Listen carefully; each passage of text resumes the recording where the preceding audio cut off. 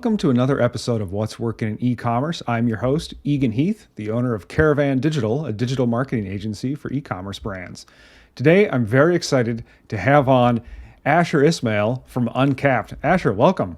Hey, thanks so much for having me. Really looking forward to the discussion. Yeah. Now, Asher, tell us a little bit about yourself. You're in the sort of fundraising space for brands. Talk to us a bit about how you got into this and what you guys do. Yeah, so I'm one of the co-founders of Uncapped, and what we're really passionate about is that founders shouldn't have to give away equity in order to fund growth. So we provide fast, flexible funding for e-commerce businesses for marketing, inventory, or hiring. But the key thing is that we do it without dilution or personal guarantees. In terms of my background, I've been in startups for a long time. This is my third business that I've started over the years. And definitely the biggest problem I always faced was how to get the funding that I needed. So, working with hundreds of e-commerce founders, I've just seen how they struggled too. And, it's a dream to get to work on Uncapped because, every day is about helping other entrepreneurs get the capital that they need. And, our first customers were also my friends. So from the start, we really tried to create something that is actually friendly, that's fair, that's fast, it's transparent. It's the funding product I wish existed. And, we're now in 22 countries, including the US, UK, Germany, Poland, Spain. Our business has also been growing exponentially, so deploying hundreds of millions of dollars. And we actually now fund more businesses in a day than a typical VC will fund in a year. Wow, that's incredible. I definitely want to dig into how you guys have grown like this, what you do, but I want to start at the very, very basics for people who are watching or listening in terms of when does it make sense for an e-commerce brand to raise money? Well, I think, we think about Uncapped generally saying is working as, when you've hit a couple of different factors. One is that you're doing at least 10K of sales per month, that your business is growing, and you've been operating for at least 6 months. And the thinking behind that is that, when you get to 10K of monthly sales, you're doing something that isn't just side of desk anymore. It's actually something where, you could potentially take a salary from that. And if you've been doing it for 6 months, it shows that it has the potential, has that history of to be able to do it consistently. And in our business, what we're looking for is, those businesses that have something that's repeatable and predictable, so we can add more fuel to the fire without taking a piece of the pie. More generally about like when is the right time to fundraise. So, so many of the businesses we work with, are bootstrapped for a long time. And, I think bootstrapping is a great thing to do for as long as you can, to really like prove out the idea before you're taking more risk in terms of the funds. But of course, the challenge is that, the only way to grow is by reinvesting the profits. And so that can often be very slow. And so if you have something that, you believe is working, a great way to get to those goals faster is by getting a bit of capital into the business. And if you can do it in the right way, you can, still own, the vast majority of your company or actually all of it with, options that are available today, but actually just achieve your goals a lot faster. That's a great summary of it. Of basically when you're bootstrapping, you're rolling the profits back in to grow. Potentially, if you had more capital, you could grow faster then. So that makes sense. That's certainly the reason people do it. I was surprised to hear you said 10,000 a month. It's not a very high bar. So it sounds like even people who are maybe on the smaller side, certainly sub $1 million a year in sales, could potentially be looking at some form of financing. Is that right? Yeah, absolutely. So, we provide, equity-free investments that start from 10K. So typically matches kind of your last month's revenue, but also goes up to 5 million. So there's a really wide range of founders that we can support. And regardless, we're still charging a 6% flat fee on the capital you provide. And, as a business, you only have to repay the capital as you make revenue. So there's no, set repayment date and no compounding interest. And, I think when you're a small business, that is a really valuable thing because it gives you that flexibility. I know for me, one of the things I was always worried about of, going out and taking capital from other folks, and probably why I delayed doing it for so long, was I was always worried, like, what if I am able to repay because actually my sales aren't working out the way I thought. And so with this model, it removes that risk. because the repayments are not tied, to being a fixed way. They're just tied to your revenue. So if the business slows down, as the founder or the owner, you're not caught out. The repayments just slow down. So yeah, I really believe it's the most affordable, flexible type of financing available for online businesses. That's pretty interesting. And so the historically, kind of the classic is some kind of venture capital sort of funding, again, where people are owners are giving away equity. You guys have come up with this alternative, and is it just so I understand, is it kind of sitting in between maybe traditional business loans and sort of that giveaway part of your equity option? Yeah, because if you think about the two options that historically founders have had is either debt or equity. And if you think about debt, really debt was designed to unlock liquidity from fixed assets, which makes a lot of sense if you have like a bricks and mortar store.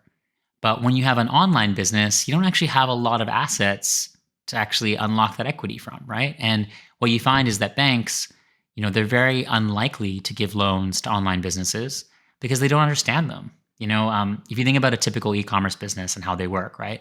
If you're a smart e-commerce founder, you're taking every pound you make and you're reinvesting it into, marketing or more inventory, right? Especially if you have something that's working, you want to scale it. When a bank looks at that business, they think, "Oh my god, this business is terrible." Right? It seems like it's losing money all the time. It seems like it has really limited cash flow. They're not realizing that this business probably actually has tremendous potential. They may also not be able to understand the seasonality, right? E-commerce businesses, they have difficult terms from their suppliers up front and need cash, but they also can make a windfall when it comes to like the golden quarter and Black Friday, and needing to really ramp up your inventory to unlock that growth. But that's not what a bank is typically thinking about. And so for that reason, it's often really hard to get a loan from a bank. And when you do, they want a personal guarantee, which means, to fund your baby, you've got to put up your house. So that's one end of the spectrum. And then when you think about equity, in equity, you're typically giving up, say, 20 or 30% of your company in each round of funding. You also have to give up control, potentially a board seat. And then once you give it away, you can never get it back.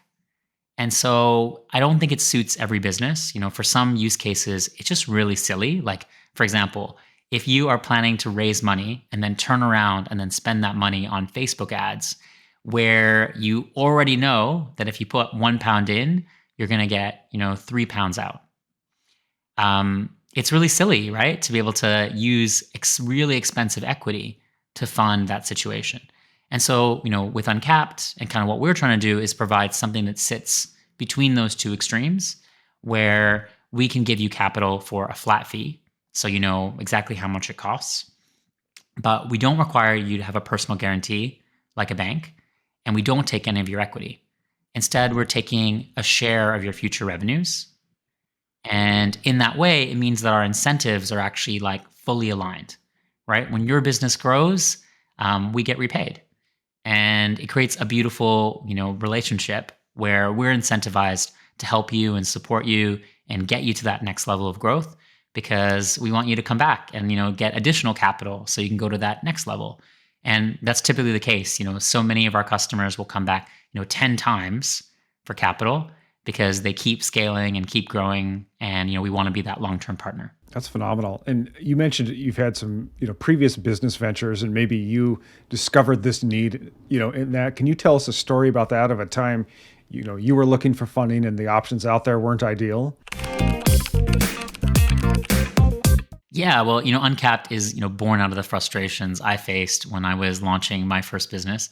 So I started my first business in 2003, and I was young and I was just trying to raise 100K, and I probably had 100 meetings and got 100 no's. So, and I didn't want to take financing from the banks because they all wanted these personal guarantees, and I didn't have a home. And venture capital, it wasn't ideal either because I didn't have a track record or connections or a warm introduction. And so I just repeatedly missed out on growth opportunities. And then I ended up raising money for my second business. And I thought I had it all figured out. And I ended up raising millions in venture capital. But I also got terribly diluted.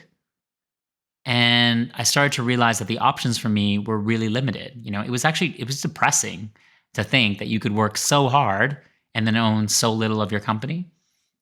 But what I noticed is that it wasn't just me. Growing businesses, they're often left to choose between raising, costly equity or burdening themselves with traditional debt. And so, yeah, I just thought there must be a better way. And in this third business, I started to work on Uncapped and really try to bring a more fair, I think, alternative to funding, first to Europe and then, now to North America.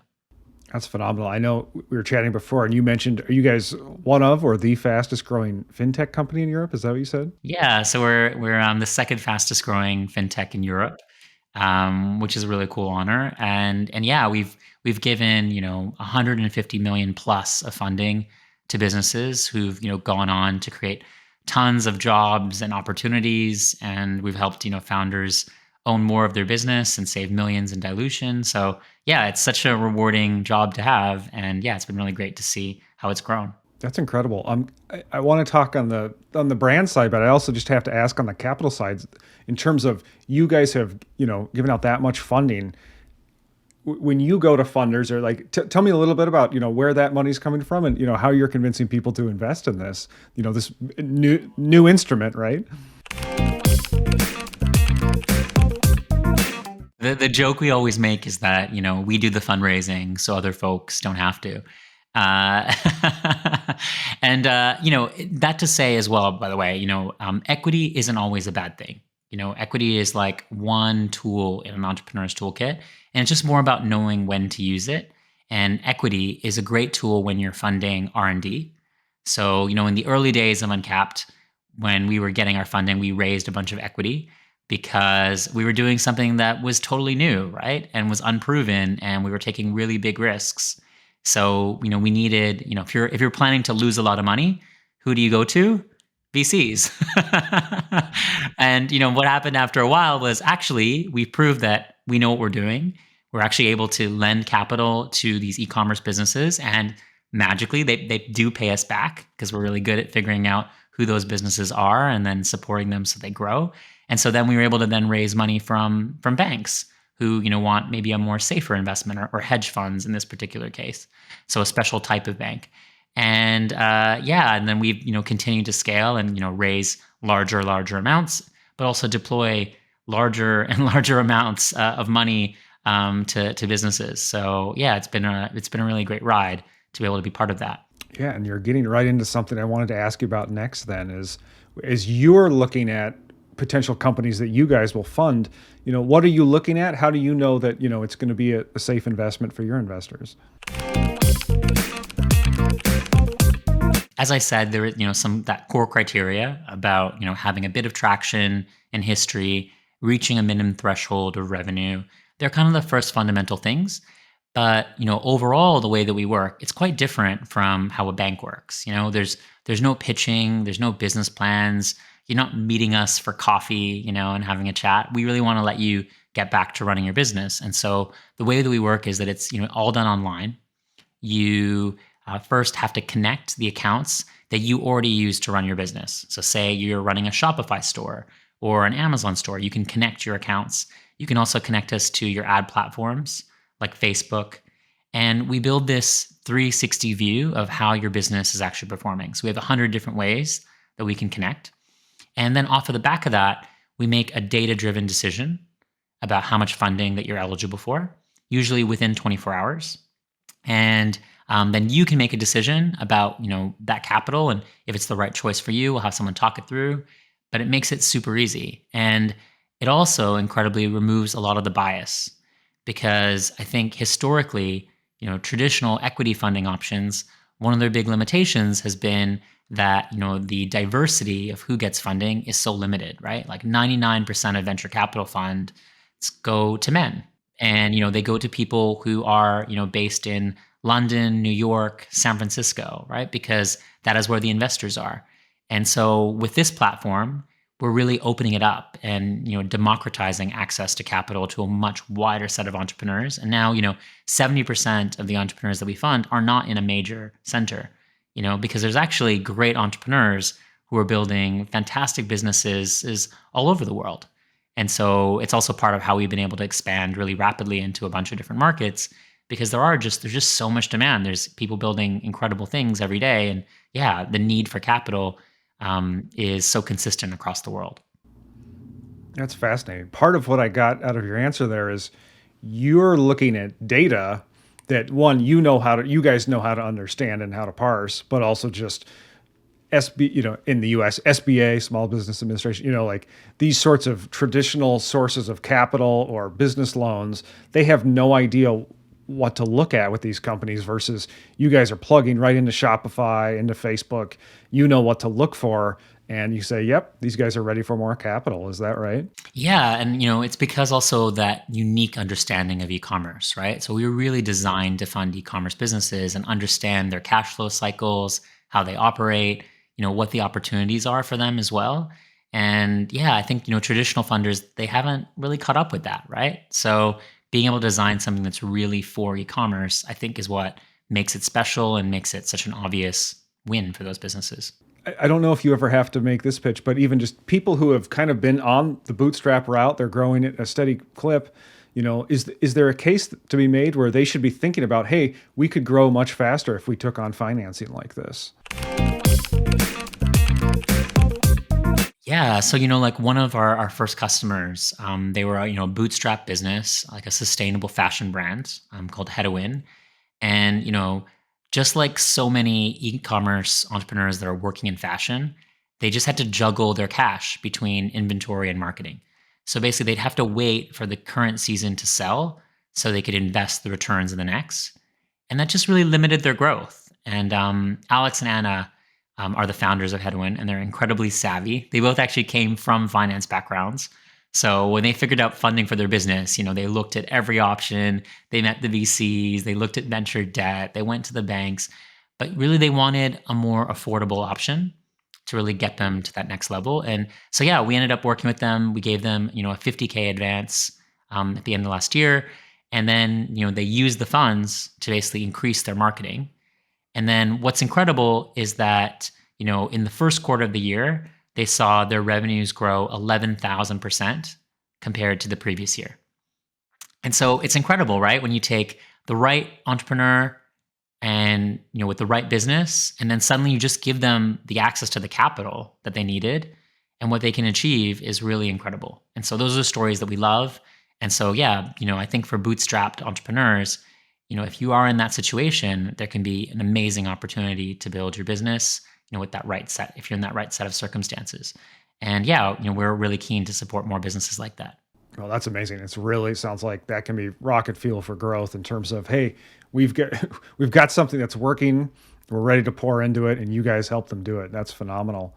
I'm curious. You mentioned a little bit of there's even some flexibility around kind of the usual fear is we've got fixed payments that's hanging over us. How are we going to make those? It sounds like you guys are a little bit flexible on that piece. Can you tell us a story about that, or talk to us about what that looks like when people need to change the payment plan or whatever that looks like? Yeah. So, I mean, by design, it is a completely flexible repayment plan in the sense that it's tied to your revenues. So, we're taking a portion of your daily sales until the capital and the 6% fee are repaid. So, if revenues slow down, then you're just never caught out as a founder, right? You now just have your repayments also flex. And so that gives you that confidence and security. I think that was, super important for founders during COVID. There were so many businesses that were just, concerned that their sales might slow. And, because we don't have fixed repayments, they didn't have to worry, right? They were just able to repay their advance as they generated more revenue, and they could keep investing in their business. And so, in fact, we saw the reverse happen in many times, right? Where with e-commerce businesses during COVID, there was explosive growth. So, it just gives people the confidence not to miss out on that opportunity. And if you are a business where you're getting, say, a 3x ROAS, right, or return on ad spend that's, 3 times what you put in, if you pay a 6% fee, you're still getting 2.94. And, it's kind of funny when you meet an entrepreneur and they think, oh, I'm afraid of taking capital. And instead, what they do is they just miss out on, the peak season of sales because they don't have enough inventory. And, to me, I just think that is such a missed opportunity.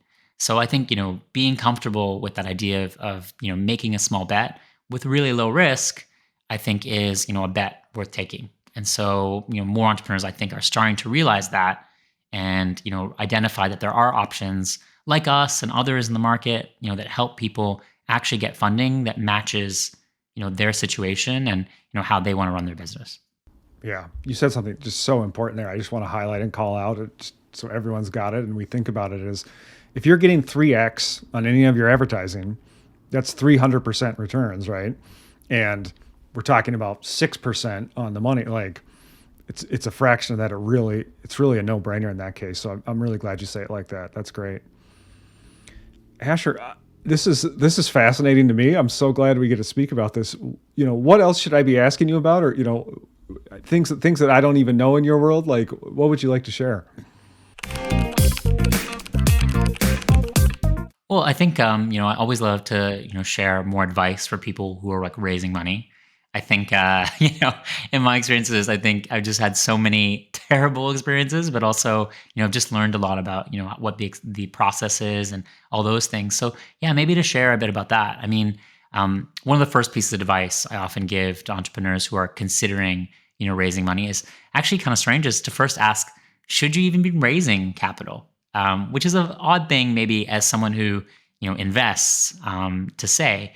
But I think there's just been so much in the market where folks feel like success as an entrepreneur is actually like raising a big round. And I think the truth is, that real success as an entrepreneur is actually building a profitable business, even if we don't celebrate that enough. So despite what, the TechCrunch headlines might say, which are focused on who's raised and how much, really building a strong foundation of a business is that first step. But also, I think it's really important to understand, what would you do if you aren't able to raise? How would you make this business work? I've had so many entrepreneurs come to me and say, "Oh my God, if I don't raise this money, I'm telling you this business is going to fail." But actually, if you aren't able to raise money and you know how you'd make this business work, knowing that it just removes the desperation and it just makes you so much more investable. And then I think a last bit is just about having the right fundraising mindset. So much of actually being successful in a process like this is actually about preparing yourself for the fact that fundraising is a really time draining activity. As a founder, it's probably one of the most consuming activities that you can take, especially early on when you're like building your company. And I think that's incredibly true if you are planning to raise equity. So, hey, obviously we're an alternative to equity, but if you are still trying to raise, equity for part of your business, unfortunately there isn't a shortcut. And so I think to, be successful is really about developing a really strong fundraising mindset. We've talked a little bit about, kind of the reasons people come to you guys. It sounds like cash is tied up in inventory, seasonality. It's almost like as you think about how the year progresses, hey, if we could just get that money now or move that around in time, that would help us grow. Are there other scenarios where people run into something and it really just makes sense to do some kind of financing like this? Well, the other one is that you just have a big growth opportunity. Like, say if you're seeing in your business, you could just be doing a lot more and you recognize that. Perhaps you understand you've tested a new market and you're like, hey, I'd really love to expand. You have a new product line that you want to generate. You have a lot of confidence in it. You've done the testing and believe it's there. But, right now, you just don't have the cash on hand to make it possible. Using some external capital can help you get there. But I also think that there's a lot of opportunities that are happening where it's taking a problem and turning it around. For example, I've just seen more and more entrepreneurs who are taking the current supply chain challenges where they were burned last quarter where they had a container sitting on the ocean for months and they just missed out on tons of sales. And they're learning from that and saying, actually, I'm going to increase my inventory. But the smartest entrepreneurs, I think, are the ones who are going to their suppliers and saying, hey, I will double my inventory order if you give me, say, a 10% discount. And then coming to us at Uncapped and saying, well, we can fund that for 6%. And now the entrepreneur can pocket the difference, solve a problem with supply chain, and actually make more money.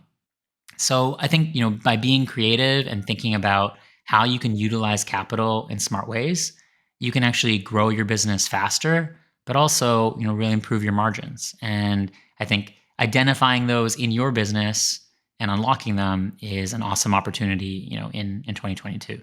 Yeah, wow, that's great. I would be remiss not to ask you. You're a great entrepreneur yourself. Just what do you think is the advice to see, to achieve such growth like you guys have seen? And I'm also curious, how are you guys managing that growth to grow that fast?